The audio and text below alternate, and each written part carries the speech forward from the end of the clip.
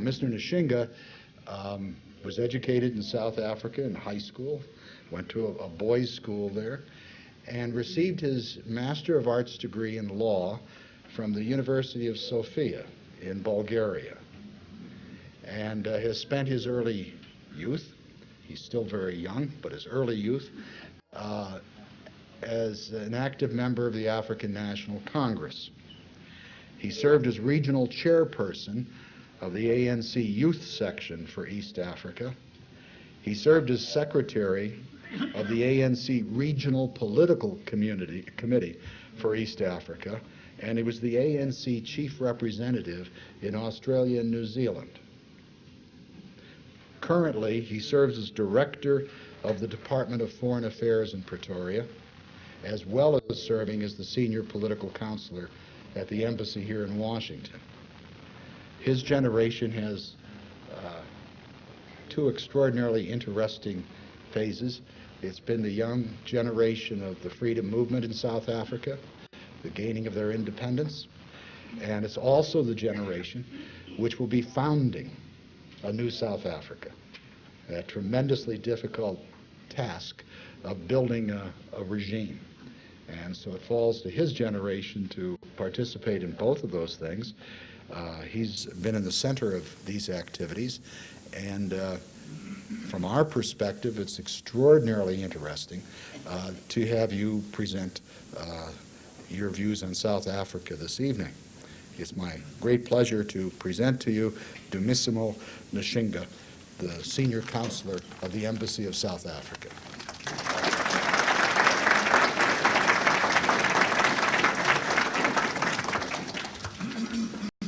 Good evening. Just again to apologize on behalf of Ambassador Son. He would have greatly loved to be here, but then he had to go to New York, as Dr. Bird has mentioned, for Michael Manley. I suppose all of you ought to be knowing of him. That they've got a memorial service, and his family has come out from Jamaica specifically for that memorial service. And the Deputy President had hoped that was going to be able to attend that memorial service, but however he could not because it only arrived in Washington tomorrow. So I was sort of, Dr. Bird, instructed to come here. Yeah.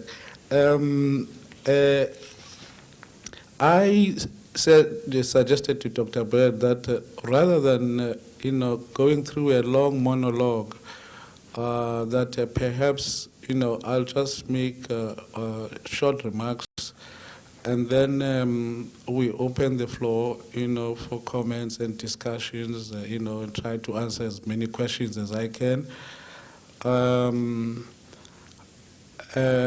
So that at least we get a discussion and everybody is involved.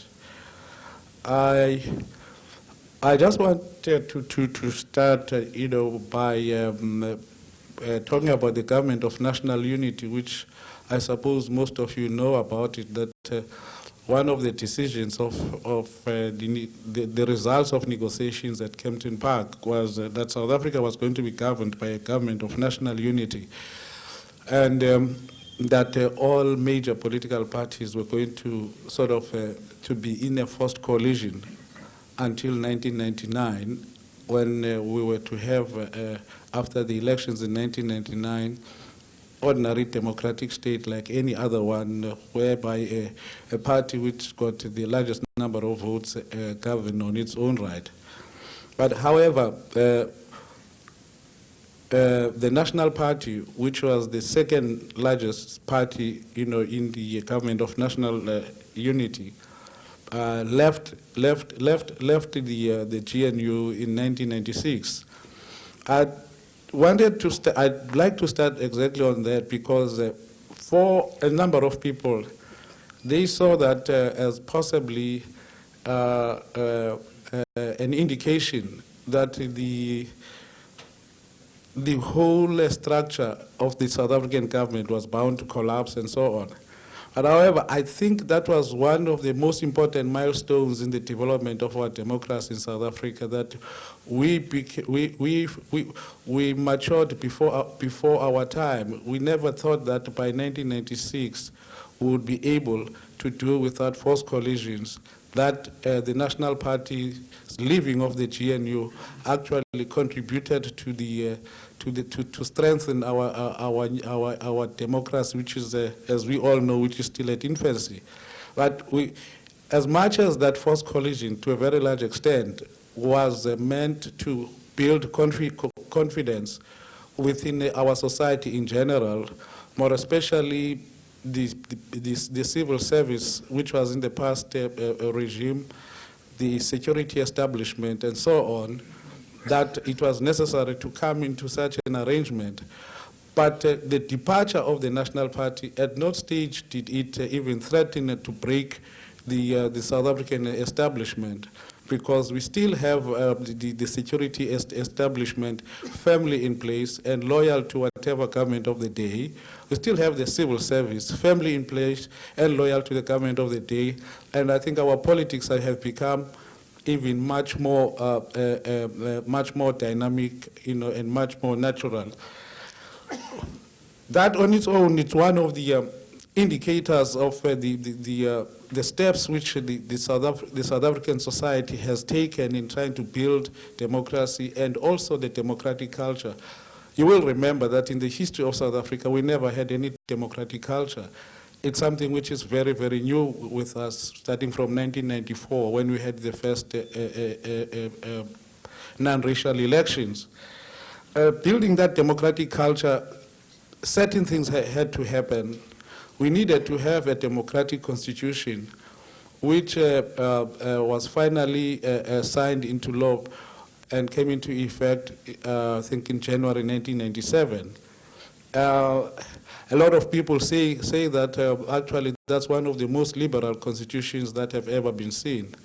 Well, I do not know whether that's a good thing or a bad thing, but that on its own, I think it's one of the indications that we are serious about building a democratic culture, that we're serious about refusing to go back where we were. And we have passed a Bill of Rights too, which gives quite a very substantial individual protections, which in most constitutions around the world, you can hardly find such individual, what you call protections. During this process also, the Human Rights Commission have been established also, which is fundamental in the protection of individual rights as enshrined in the Bill of Rights. The question which we always come across in most places is when Mandela dies, or when Mandela retires, or when Mandela goes, what happens? I think it's a very difficult question to answer, because I think it is more of our doing than anybody else's that we are faced with that question. But that question overlooks a number of things, that the democratic culture in South Africa is there to stay. There's no reason or evidence to think that that is going to disappear. And it also ignores the fact that the result of the transformation of our society, I mean, the transformation of our society is not a result of one person's actions. There is no way that Nelson Mandela could have done this transformation on its own. We here talk about political parties which were formerly bitter enemies. We had the National Party on the one hand, and we had the African National Congress on the other hand. And those two political groupings were bitter enemies for a very, very, very long time. And those two groupings, major groupings, came together and decided that they've had enough of fighting, and that they wanted to sit down and begin to lay foundations for a democratic transformation.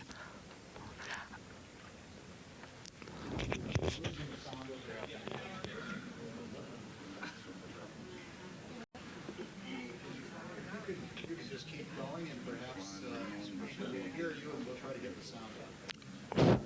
It's back?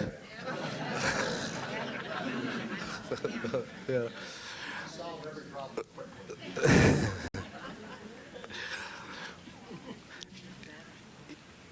Now, uh,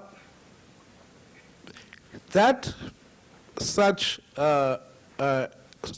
enemies would come together and sit down around a table and come to agreement that South Africa needs to be a democratic society, that South Africa belongs to all of us, whether we're black or white, that we need to create a new society and all that.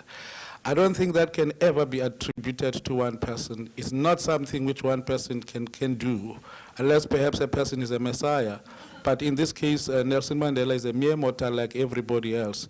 Now, the point I'm trying to make here is that there is one which goes in our favor, a culture which we are trying to establish, a culture of democracy. Two, the people who have worked hard in establishing this culture of democracy are found right across the political spectrum, be it in the National Party, be it in the ANC, be it in the Inkatha Freedom Front or any other party, that they are the people who must be acknowledged for having, worked hard to create this type of society we have. And also, the other thousands and thousands of nameless people, which most of us do not know about, have never heard of, but who also contributed. What I'm trying to say, this South Africa we have is not one man's vision. It's a vision which over the decades have been shared by different groupings in South Africa, that they finally decided to come together and put their visions together to come up with this type of South Africa, which, again, it can never be a person's that cannot be only one person who can create that. That, of course, does not mean that I want to. I'm in any way undermining the role which President Mandela played in all this. He has been quite a central figure, and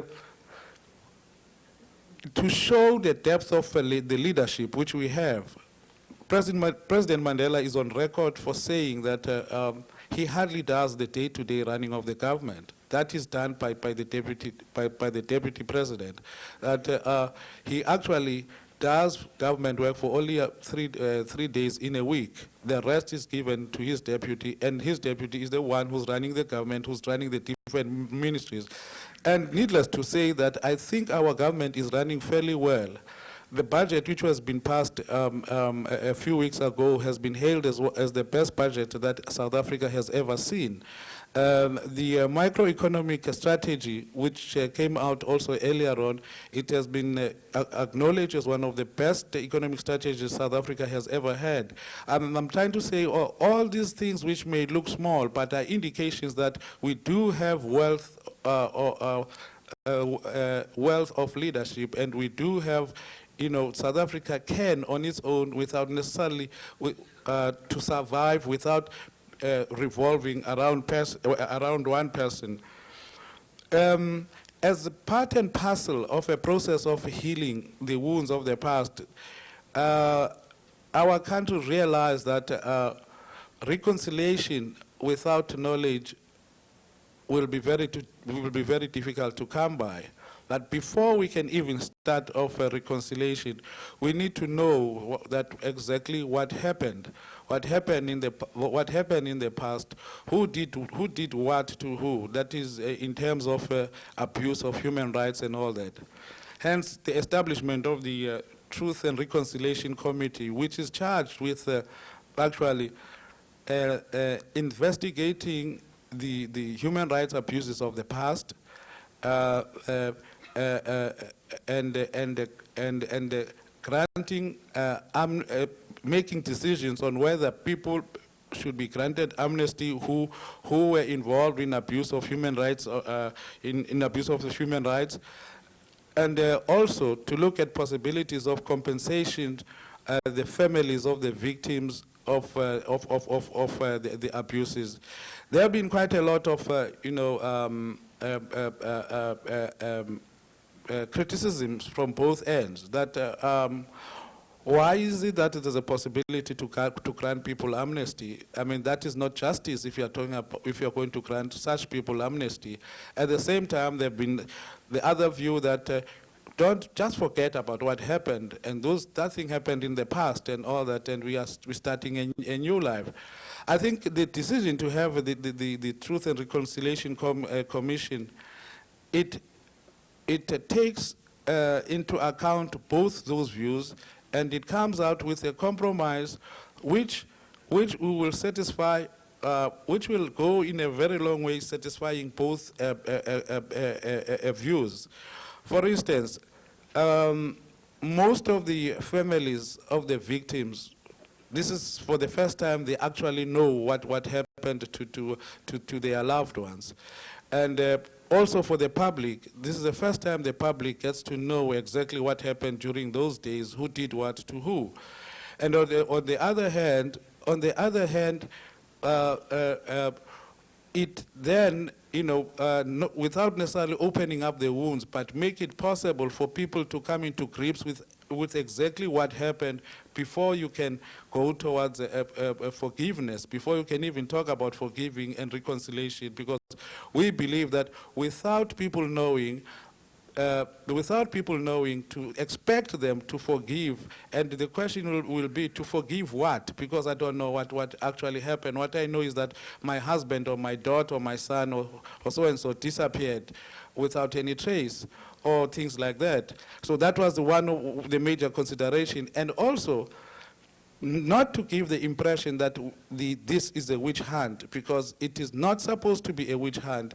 It is just supposed to reveal the truth to the public to know about exactly what happened. Hence the decision that having confessed fully to what happened and given full cooperation and evidence, then the Truth and Reconciliation Commission will have the authority to grant amnesty on case-by-case basis.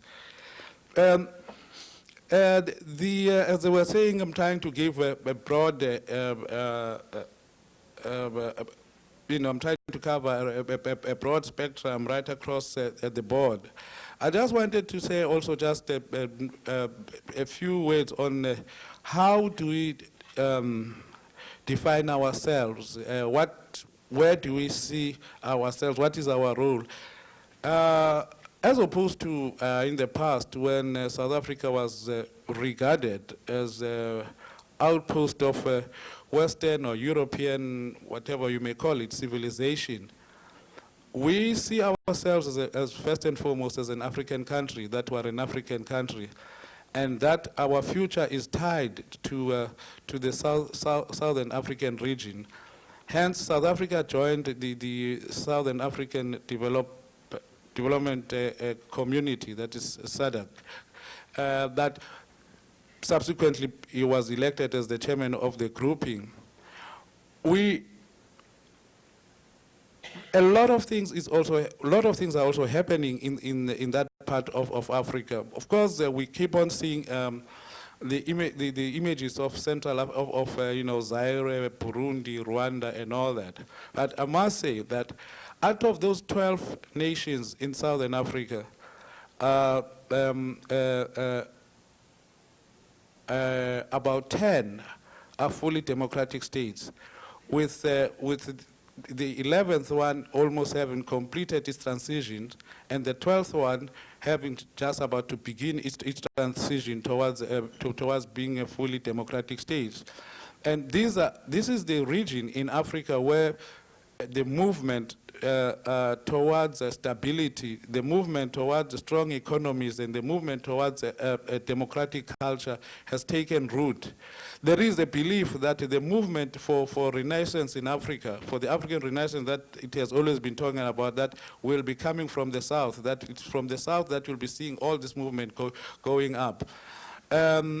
those countries combined, the 12 of those countries, they've got a population of 150 million people. I know for U.S. standards, that's quite a small population, but for us, that's quite a big number, and it makes that community to have all sorts of possibilities in the future in terms of even becoming quite a big market, you know, and we also see South Africa, you know, as one of the that our future has to be directly interlinked with the future of these countries, because whatever happens in those countries will directly affect us.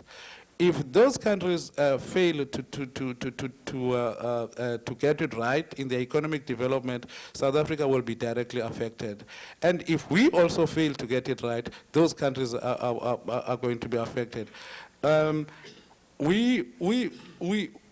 South Africa, as a chairman of the SADC grouping, is playing quite a vital role in consolidating the SADC grouping, and hoping that one day we're going to see the SADC group, the SADC countries becoming a much more solid, viable community, a regional bloc, because what the final objective is to have a regional economic bloc in Southern Africa.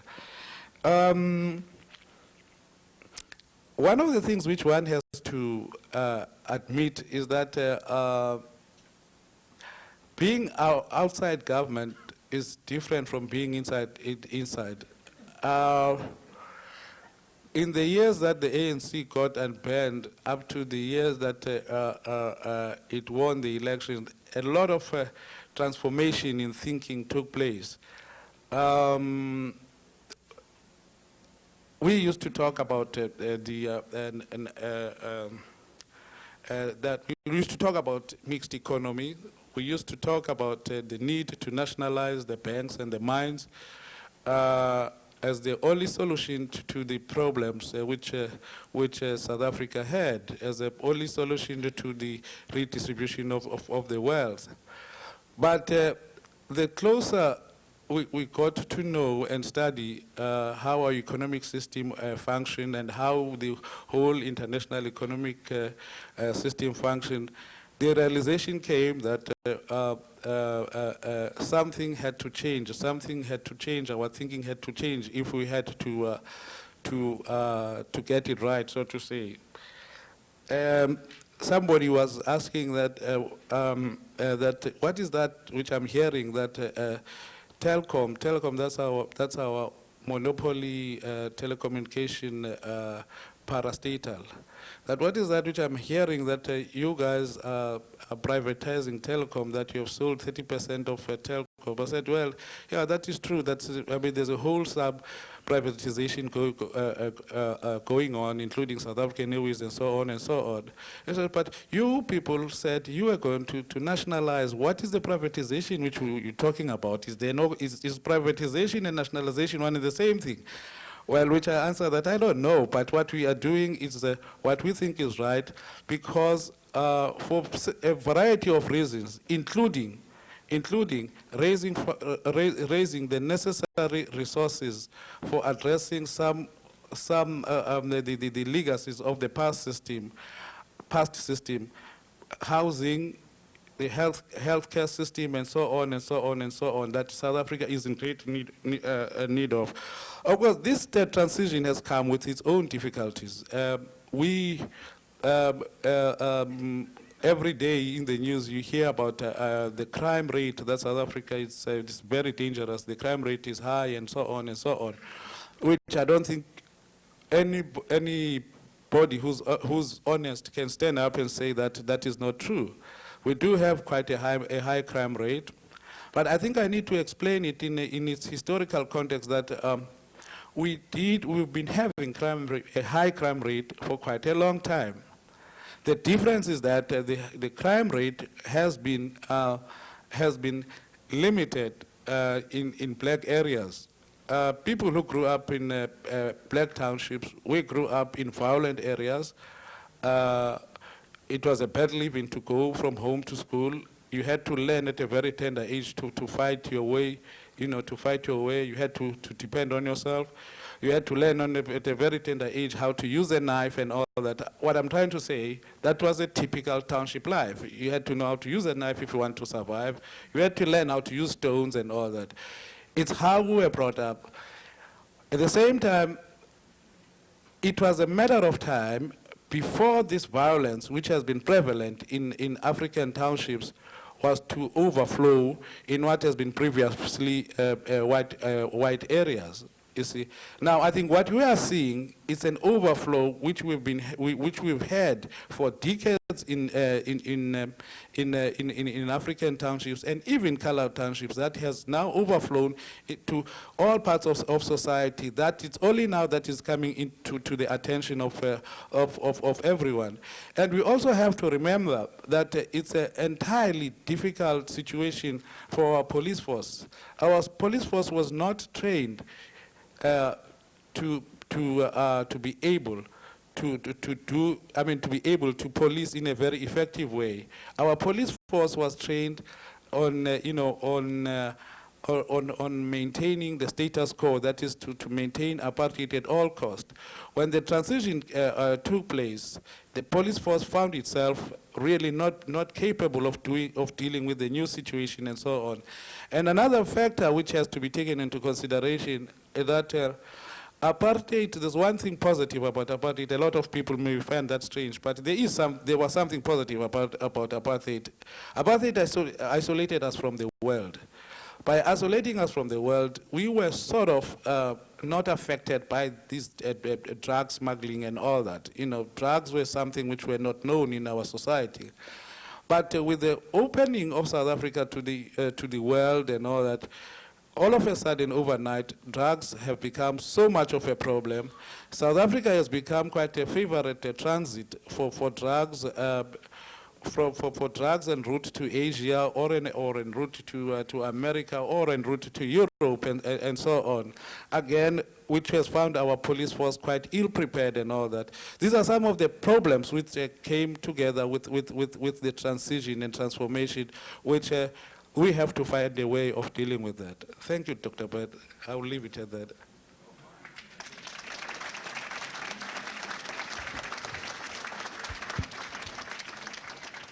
The question, and that, the question is whether American firms which were in South Africa during apartheid and left. Before. Yes. Well, yes. You're saying before apartheid or during apartheid? During and then Right. left when the pressure was on them, and then have they returned? Yeah, during the process of the embargo and the rest. Have they returned, and how are they doing? That's quite an interesting question, actually. Some have returned. Some have returned, like IBM, Kodak, and so on. Others are still, very reluctant to return, like Mobil and and such companies. And General Motors has decided to go to Namibia rather than go to South Africa. As I say, some have returned, and I think one of the factors which, to some extent, does discourage some of the companies which were there and find it very difficult to return now is that when American companies left, some and also some from some European companies and so on, you had Germany and Japan, who did not observe any embargo or anything like that, who went in and took took in the empty space which was left by American and other European companies.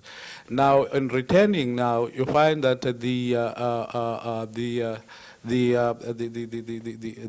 Japanese and the German companies are well established, and they are all over the market.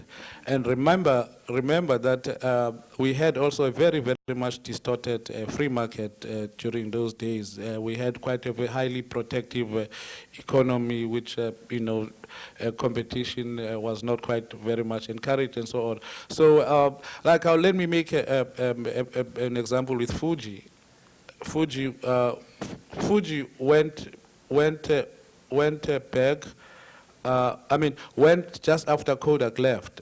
As a result, Fuji took all Kodak's, so to say, space.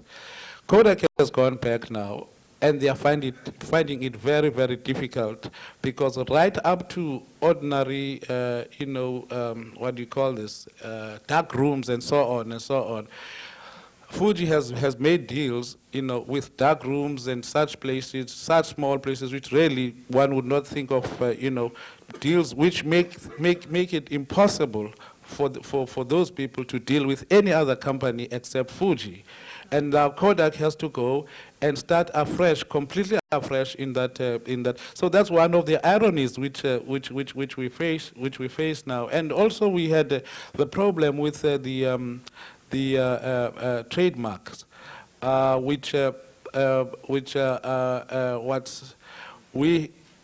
legal system. Our legal system on trademarks was based on some archaic British act, which allowed companies, to register a trademark, and if the owner of that trademark does not use it within 5 years and so on, then that company may use it. So with the lifting of sanctions, companies like McDonald's and Toys R Us and all that, when they went back there, they found that there were South African companies which were actually using their trademarks, which resulted into quite a big battles and all that, which our legislative system had to come in. It had to come in and make a new legislation, in order to protect, whatever international companies which were there and they had their trademarks abused. The companies I spoke of left in protest. Yes. Yes, precisely. That is why I'm saying that it is quite ironic now that when Kodak left because of apartheid, there's no other reason why Kodak left. Mobile did the same and all that. Now that's why I'm taking this, that Kodak left because of apartheid, and Fuji took advantage of that. All right. Now Kodak now is saying that the situation has changed. It's time to go back, and that what they find is that Fuji has taken the whole space. Do you have reserves of oil? No, we don't. Actually, that's one of the reasons which causes some friction with the U.S. government in our bilateral relations. All right, from the Shah's time in Iran, we used to get about 65% to 70% of our oil needs from Iran, and that is still the case up to today.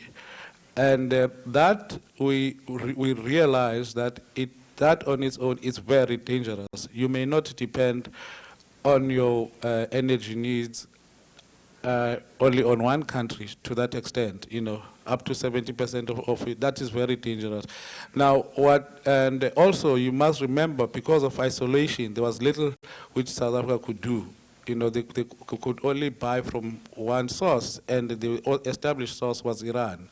Now, it's only now that we're trying to diversify as much as possible to reduce our dependence on Iran, and get oil from other sources.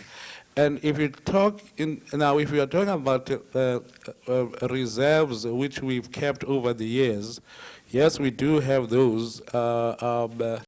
There were companies around the world which were specializing in sanction busting.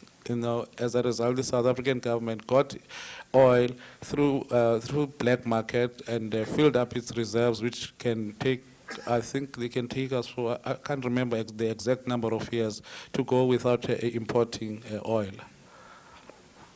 In lieu of having oil, have you gone to desalination? With respect to the transportation system? Well, yes and no. Yes and no, because oil is still very, very, very crucial. And I think mostly we still rely on oil more than anything, mostly. And of course, there was also the experiment which has been going on now of extracting oil from the coal in South Africa, because we do have quite large deposits of coal, you know. But that is expensive, and at the same time, the country cannot rely only on that on that type of oil. How are you dealing with the old social and economic how are you dealing with the old social and economic inequities from the apartheid years? Yes, we've got what we call the RDP, which is Reconstruction and Development Program, which has since become which came as a recommendation from one political grouping, but has since become our national program in addressing the inequalities of the past. And all the economic strategies which are drawn up are actually based on the objectives of RDP. As I mentioned, that is housing, healthcare, and so on. In most areas, there have been giant strides, you know, in terms of delivery. But with housing, that has been one area that we have had quite minimal movement in terms of delivering houses for a number of reasons. One of the reasons, I don't think the current government had quite clearly the full picture of how serious the problem was, and that the solutions which were thought of then that would not have been adequate.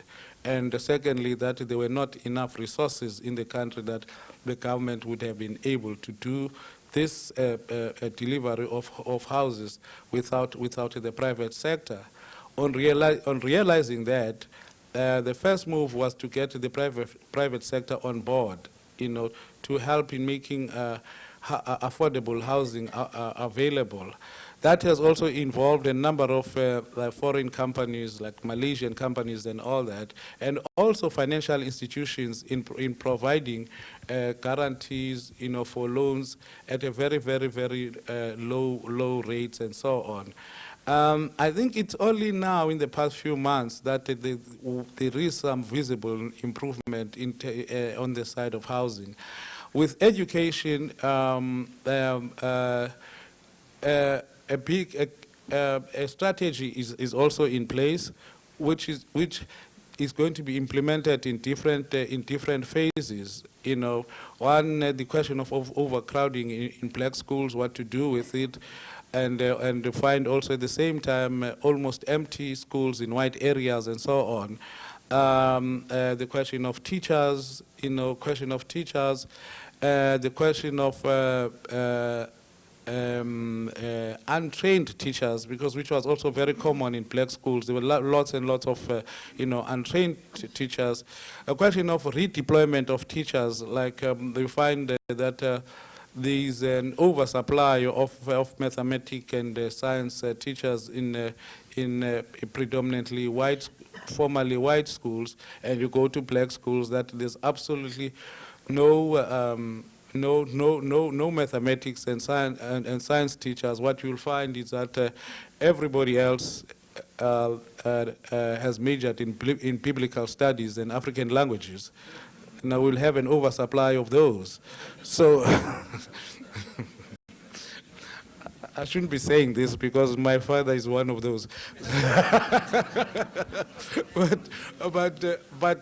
So these are all these programs which have been put in place to address exactly the question of inequalities. Hence, I mentioned earlier on that for a variety of reasons that the government has decided of privatization, but one of the main reasons for that is to generate enough income and enough resources to address exactly the inequalities of the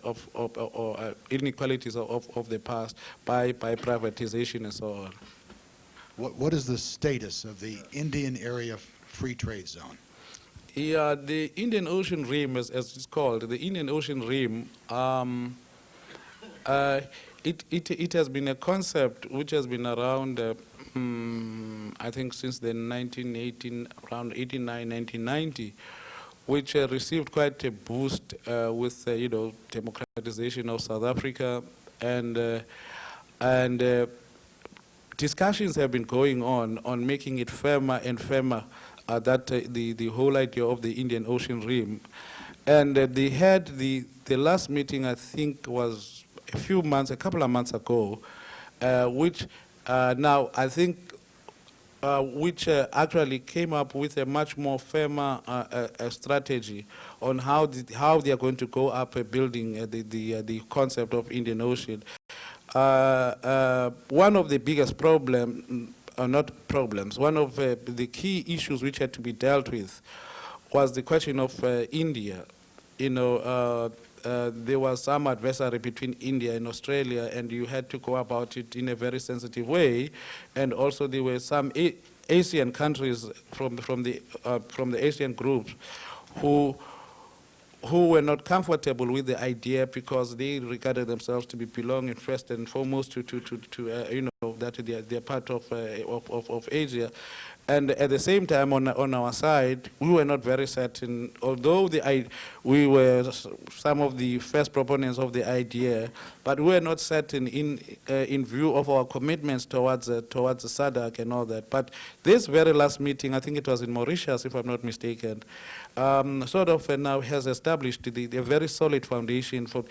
I think the idea is to create something similar to APEC. To create a community of economies, not a community of states, as APEC countries are. I think that is the overall objective. What's the most important thing you wish to see happen economically over the next 24 months? One, I think what we need it's growth more than anything else. Economic growth. Our growth last year was 3%. This was the first time after a very long time that we actually had a positive growth, and we had anticipated. We are hoping that it will also be 3% this year, but 3% is just enough to break even in our situation.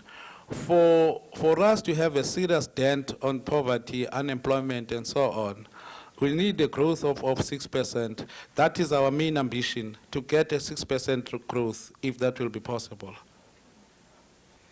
When is the government going to target previously neglected rural communities so that the RDP and the endeavors that were mentioned earlier to help alleviate social and economic problems, when will they be addressed more satisfactorily? Yeah, I did say that when you talk about housing, nothing much has been done on the side of housing. But at the same time, I will contend that on education, there's a lot of work which has been covered. If you look at the Education Department white paper, you look at the strategies, and you look at the whole question of redeployment of teachers and downsizing the teaching profession, and also addressing the question of overcrowding in what you call in black schools.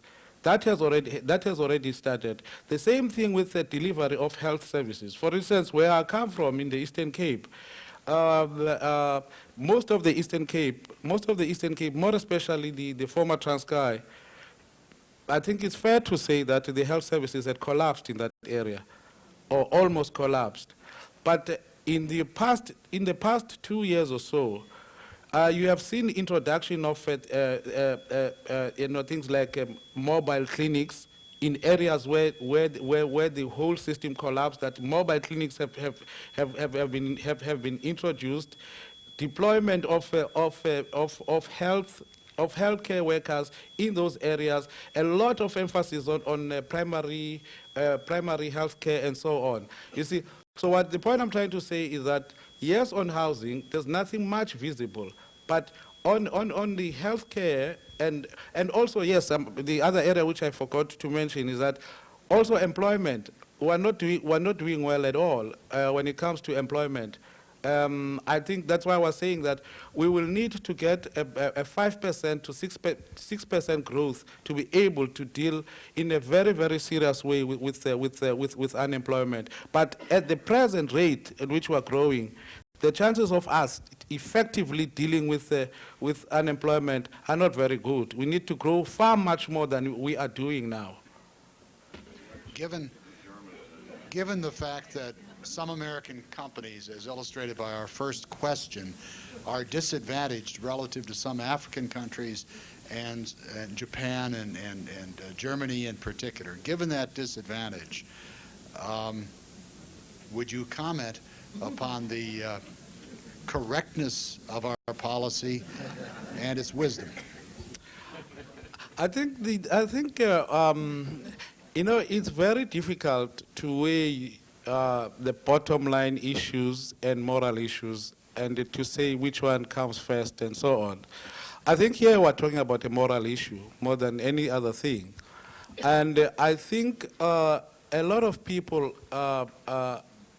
undermine the importance of American capital leaving South Africa. I think that was one single important thing that happened in the whole process of trying to transform our society. The boycott or sanctions or what, actually let me put it this way, the CAAA, that is Comprehensive Anti-Apartheid Act of the US Congress, was crucial in denying access for South Africa's access to financial institutions, to American capital, and 3, for the American capital to leave South Africa.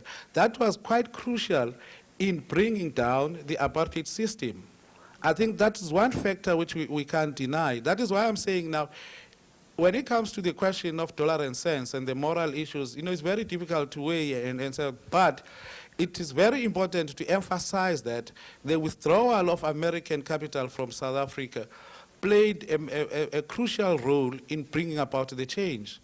You see, had it not been because that countries like America and so on withdrew, Canada and all of them withdrew and shunned South Africa, I don't think we would have gotten anywhere, because South African economy would have been still very, very powerful, and the South African regime would not have seen any reason to sit down with anybody and negotiate, and of course we would not be happy. We would not be talking about a non-racial democracy in South Africa. So that is why I say, as much as you are now feeling the consequences of that, but at the same time, I think that should not at all negate the positive effect your action had in the transformation of South Africa.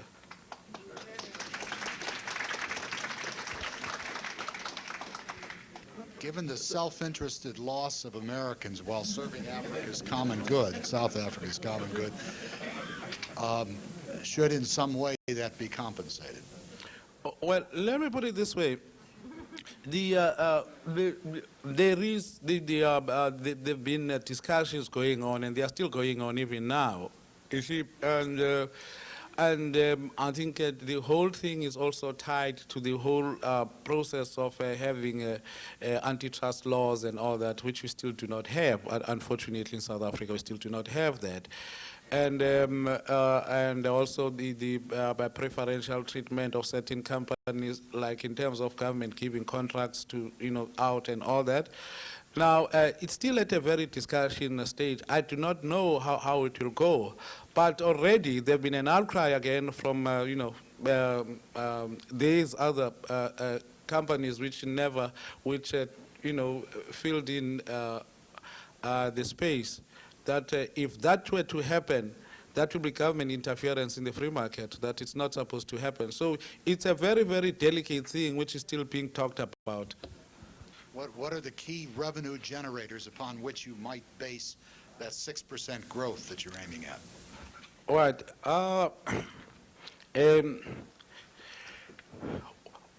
I mentioned the privatization, for instance, as one of the areas which we have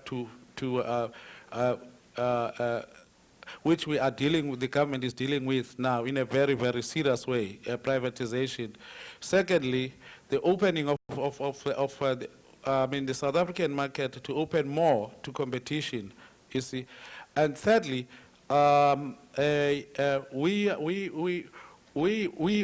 are basically a primary producing country, which primary producing countries that we export a lot of primary products, you see, and there's a whole move to turn that around, and look more on and spend more money on exporting, services and manufactured goods and so on. But at the present moment, as I say, it is still a little bit of unhealthy situation that we sort of, as much as these other sectors of our economy do well in terms of export business and so on, but mostly we still rely on primary products, more especially in the European markets and here in the U.S. What is the current political role of Bishop Tutu? He has retired as the primate of the Anglican Church. What do you call Anglican Church here? Episcopal Church. Yeah, he has retired as the primate. However, he is the chairman of the Truth and Reconciliation Commission. That is the commission I referred to earlier on that is actually looking at human rights abuses of the past from both the liberation movement side and the apartheid side and so on. So that's what he's dealing with. Although he's not in a very healthy state presently. He spent some time here in Baltimore, I think it was one of your hospitals here in Baltimore and all that. But he's still very active. Tell Mr. Roper about the blue train. Let me be honest, you're asking a wrong person. I've never seen the inside of that blue train. It's just too expensive for me. I can't even think about it. But I'm told that for people who've traveled by blue train from Cape Town to Johannesburg or vice versa, that it's an experience which we are not likely to forget. Yes. During the process of truth and reconciliation, what kind of compensation is made for the victims? We have not yet reached the stage of compensation to victims because no amnesties have been granted as yet. But there are all angles which are being looked at, in terms of compensation, whether in kind, whether giving them money, whether respecting them, like having some memorials, like parks, schools, and all that named after the victims. There's a whole variety of ways of,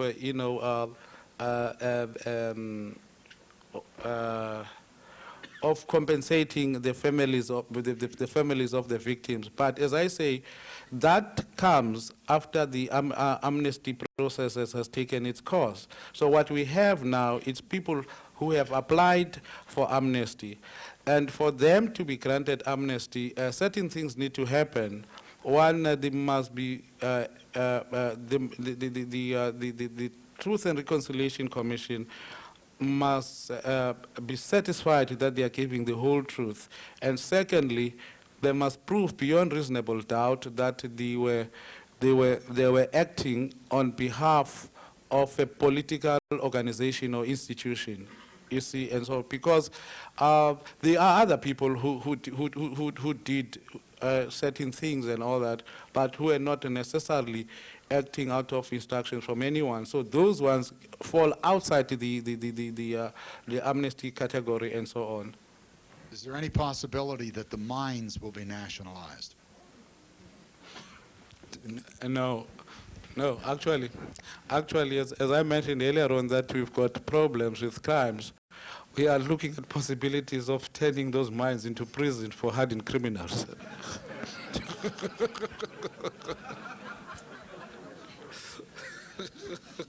Well, but the nationalization is off. We are not going to nationalize anything.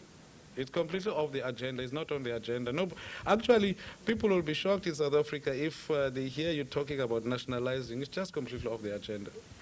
How significant is American tourism and tourism in general? I can't just remember like that the figures, but tourism has been growing quite a lot since 1994. Evidence one is that when South African Airways started flying between New York and Johannesburg, they had to increase their flights quite a lot. I think now they've got something like I think there are about 7 direct flights a week between New York, Miami, Cape Town, Johannesburg, because of the volume of people who go to South Africa and the volume of tourists going to South Africa and so on. That has increased so much. But I don't think we can say that it has reached the levels which we are comfortable with, because we would still want to get more of American tourists, for the simple reason that now talking from a very, very strong self-interest point of view, I think we are nearer to the U.S. than Australia is. And secondly, we think that we've got much more to offer than Australia can. And we want to close the gap, to get as many American tourists to go to South Africa rather than to go to Australia, because Australia seems to be beating us hands down in terms of the number of American tourists visiting Australia. I could recommend the Blue Train. Yes, the Blue Train. Can you give an assessment of how important the United States is geopolitically or economically relative to other countries in which you have major interests? Yeah. With Russia, it's very difficult to say. It's very, very difficult to say. I don't think we're placing a lot of our bets on Russia anymore, because we don't know what's happening, and that maybe Russians know what is happening, but we don't know what is happening. maybe Americans know. I don't know. So there was a time when we did some very strong business with them, getting engines for our Air Force aircrafts. What is it? Our Mirage. We were fitted with the Russian engines and so on, but also that deal did not. I mean, those engines did not really satisfy our needs and all that, and the engagement with Russia has not. It has been quite, not being so much. Unfortunately, we've gone over our hour and 10 minutes, and so we're going to have to end the session. I apologize to those of you who still had questions, but we thank you for an absolutely marvelous evening. Thank you.